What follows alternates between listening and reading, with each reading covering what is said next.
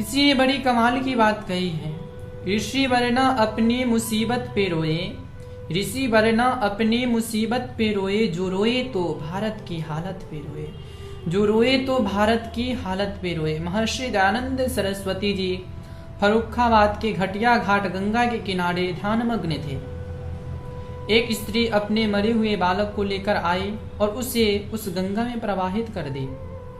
जैसे ही उन्होंने प्रवाहित की, वैसे ही छपाक की आवाज हुई, जिससे महर्षि दयानंद सरस्वती जी का ध्यान भंग हो गया। जब उनकी आंखें खुली तो देखे एक स्त्री गंगा में कुछ प्रवाहित करके और वस्त्र को खींच रही है। महर्षि दयानंद सरस्वती जी पूछे, माता जी आप इसमें क्या प्रवाहित किया? उस महिला ने बोली, महाराज मेरा एक पुत्र था, मैं एक निर्धन विधवा स्त्री हूं, मैं अत्यंत निर्धन हूं, मेरे पास इसे इलाज करवाने के लिए कुछ पैसे नहीं थे, जिसके कारण ये मेरा इकलौता बेटा दुनिया से चल बसा। रोते हुए करुण स्वर में कहे। महर्षि दयानंद सरस्वती जी कहे कि ये बताओ, ये कफन क्यों आपने इसका उतार लिया? विधवा स्त्री कहने लगी, महाराज क्या बताए, अब ये जाने वाला तो आ नहीं सकता, लेकिन मुझे इसी भरी दुनिया में जीवन व्यतीत करना है, तो इसलिए इस कफन को मैंने उतार ली कि अब घर पर जाकर के इसे अपने साड़ी से जोड़कर और फिर इसको अपने तन के ऊपर ढक सकूं। महर्षि दयानंद सरस्वती का हृदय द्रवित हो गया ये बात सुनकर, और आंखों से आंसू झरने की तरह बहने लगे। महर्षि दयानंद सरस्वती जी का देश के प्रति दिल में कितनी वेदना थी। इस वेदना को किसी कवि ने यूं कहा है, एक हुक सी दिल में उठती है, एक दर्द जिगर में होता है। एक हुक सी दिल में उठती है, एक दर्द जिगर में होता है। हम रात को उठकर रोते हैं जब सारा आलम सोता है। महर्षि दयानंद सरस्वती जी को उस रात नींद नहीं आई।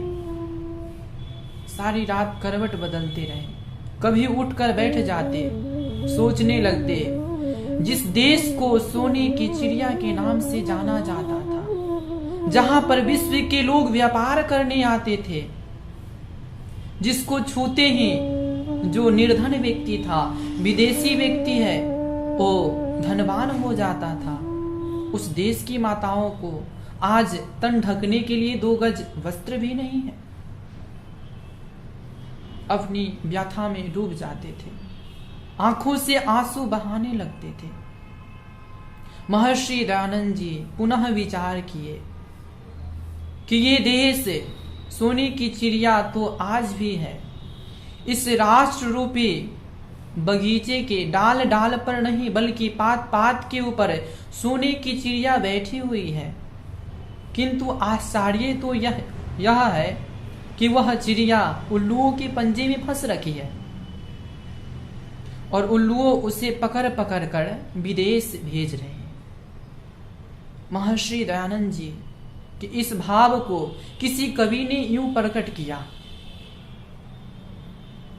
कवि को पुनः लेखनी उठाने पड़ी और लिखा, हम गम का तकिया लगाकर बस लेट जाते हैं, गम का तकिया लगाकर बस हम लेट जाते हैं, जब याद वतन की आती है तो उठकर बैठ जाते हैं। महर्षि दयानंद सरस्वती जी अपने दुख में कभी नहीं रोए थे, देश के प्रति समर्पित, सर्वस्व समर्पित थे।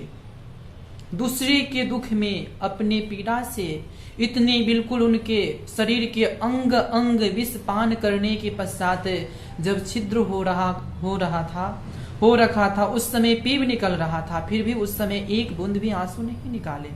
देश के प्रति, दूसरे के प्रति उनका जीवन परोपकारमय, दूसरे के प्रति ही समर्पित था। तो हमें भी सीख लेनी चाहिए। धन्यवाद।